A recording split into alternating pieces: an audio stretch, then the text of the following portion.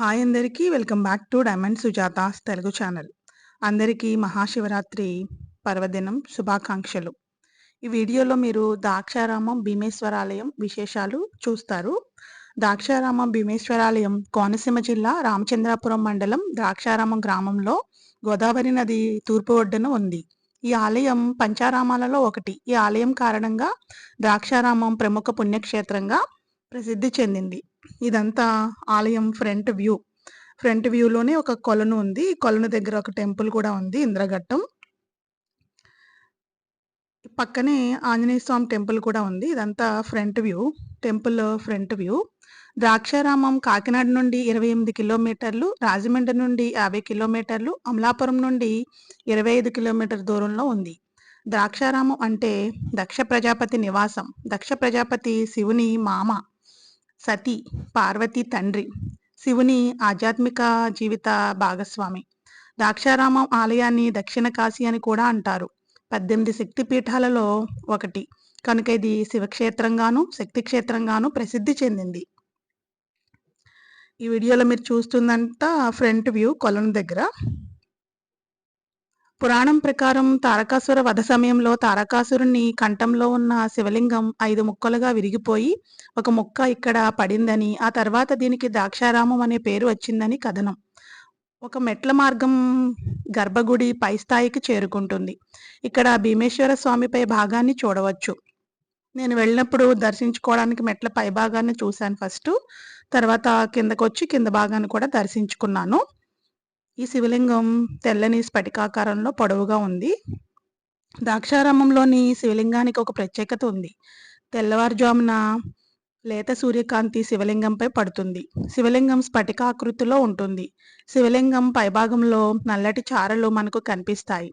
శివుడు అర్జునుడితో యుద్ధం చేసినప్పుడు వేటగాడి వేషంలో ఉన్నప్పుడు ధరించిన పులి చర్మానికి సంబంధించిన గుర్తులని భక్తుల నమ్మకం.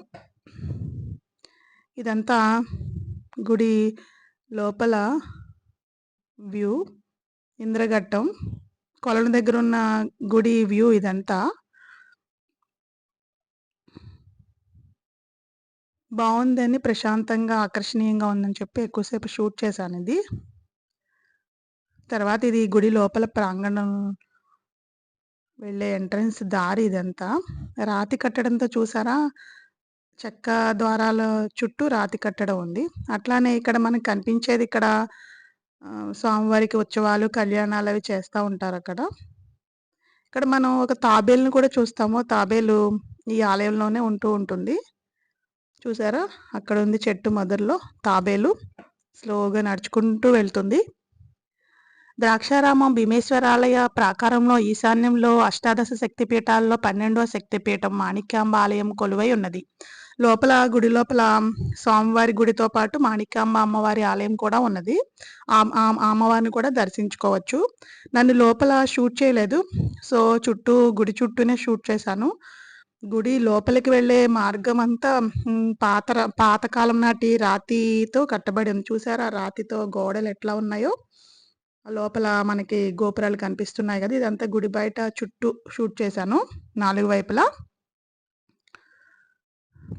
ఈ ఆలయాన్ని క్రీస్తు శకం 7-8 శతాబ్దాల మధ్య తూర్పు చాళుక్యుల వంశానికి చెందిన చాళుక్య భీముడు నిర్మించినట్టుగా శాసనాల ద్వారా తెలుస్తుంది. ఇక్కడి మూల విరాట్ శ్రీ భీమేశ్వర స్వామి స్వయంభుగా వెలిసిన 14 అడుగుల శివలింగం, శుద్ధ స్ఫటికాకార లింగం. దేవేరి శ్రీ మాణిక్యాంబ అమ్మవారు యావత్ భారతదేశంలోనే ప్రసిద్ధి చెందిన అష్టాదశ శక్తిపీఠాలలో 12వ శక్తిపీఠంగా వెలిసింది. త్రిలింగ క్షేత్రాలలో ఒకటిగా, అంటే మిగిలిన 2 క్షేత్రాల్లో ఒకటి కరీంనగర్ జిల్లాలోని కాళేశ్వరం, మరొకటి శ్రీశైలంలో ఉంది. ఇది త్రిలింగాల్లో ఇంకొక క్షేత్రం. అష్టాదశ శక్తిపీఠాలలో ద్వాదశ పీఠంగా దక్షిణ కాశీగా, వ్యాస కాశీగా ద్రాక్షారామునికి ప్రసక్తి ఉంది. ఇక్కడ ఈ పంతులు గారు ఇక్కడ ఈ చెట్టు కింద దేవుడి గురించి విశేషం చెప్తున్నారు. 3 గంటల వరకు అలా వచ్చిన వాళ్ళు ఇలా వచ్చిన వాళ్ళు ప్రత్యేకత ఏంటంటే విష్ణుమూర్తి వినండి. అందుకే మనకి వృక్షంలోనే విష్ణుమూర్తి శివుడు వచ్చారు. వృక్షం బ్రహ్మగారు. ఇక్కడ మన ఆచారం ఉదయం విష్ణువాలయం, సాయంకాలం కూడా శివాలయంకి వెళ్ళాలండి. అలా ఇద్దరు పుణ్యక్షేత్రం అన్నవరం రాష్ట్రాలకి ఎక్కడా లేవండి. ఉంటే అదృష్టం లేవని చెప్తాం. అందువల్ల ఉదయం విష్ణుమూర్తి పంచారామాలలో ఒకటిగా దక్షిణ కాశీగా ప్రసిద్ధి చెందింది ఈ టెంపుల్. ఇక్కడ ప్రత్యేకత పర్వదినాల్లో ప్రత్యేక ఉత్సవాలు కూడా నిర్వహిస్తారు. యాత్రికుల సౌకర్యార్థం అన్నదాన సత్రం కూడా ఉంది. కంపల్సరీ ఇక్కడికి వెళ్ళిన వాళ్ళు స్వామివారిని దర్శించుకున్నాక, టెంపుల్ ప్రాంగణం అంతా చూసాక అన్నదానం కూడా అంటే అన్నప్రసాదం కూడా చేసి వెళ్ళండి. చాలా టేస్టీగా ఉంటుంది అన్నప్రసాదం. ఇది గుడి దగ్గర కొలను పిక్చర్స్. స్వామివారు లోపల స్ఫటికాకార లింగం. ఓం నమః శివాయ.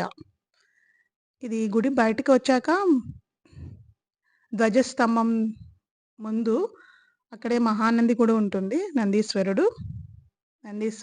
అది గుడి బయటకు వచ్చే ద్వారం. అంటే ఆ టైము 12 అట్లా అయిపోయింది. క్లోజ్ చేసేసారు మేము దర్శించుకున్నాక. ఇదంతా గుడి బయట ప్రాంగణం. గుడి బయటకొచ్చాక లోపల మనల్ని శివలింగానికి పాలవి పోయనివ్వరు. వాయులింగం ఉంటుంది బయట. అక్కడ పోయమన్నారు. ఇక్కడ వాయులింగం ఉంది. వాయులింగం మీద పాలాభిషేకం చేశాము. ఈ వాయులింగంకి వెళ్ళే దారిలోనే మనకి కాలభైరవ స్వామి దేవాలయం కూడా ఉంటుంది బయట. ఆ స్వామివారిని కూడా దర్శించుకోవచ్చు. ఇదంతా ఉత్సవాలు జరిగినప్పుడు మేము వెళ్ళేటప్పటికే కళ్యాణం జరిగిందంట స్వామివారిది. తర్వాత మహాశివరాత్రికి కూడా ఏర్పాట్లు జరుగుతున్నాయి. చూసారా? ఆ రోజుల్లో కట్టిన కట్టడం ఇది. రాతి గోడలతో ఎంత పకడ్బందీగా కట్టారో చూసారా?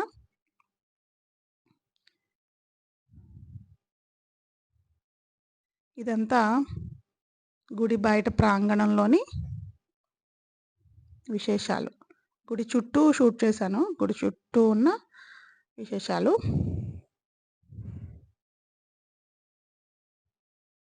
మిగతాది మ్యూజిక్ పెట్టి వదిలేస్తున్నాను. Thank you for watching. Please like, share and subscribe my channel.